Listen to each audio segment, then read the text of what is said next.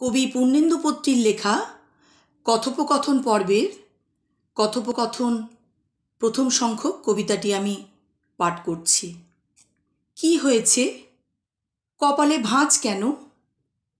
চোর ডাকাতি? আমাকে খুলে বলো। সকালবেলার শ্বেতপদ্মের রোদে সন্ধেবেলার বিষাদ সেজে আছো। কি হয়েছে আমাকে খুলে বলো। হারিয়ে গেছে পায়ের তোড়া, মল, ঠিকানা লেখা খুচরো ছেঁড়া পাতা, গোপন চিঠি, গলার রত্নহার। কি বললে? এক বৃষ্টি পাগল দিনের মৌমাখানো স্মৃতির গন্ধ। সে কি? সে তো তুমি নিজের বুকের থেকে উপুর করে দিয়েছ করতলে।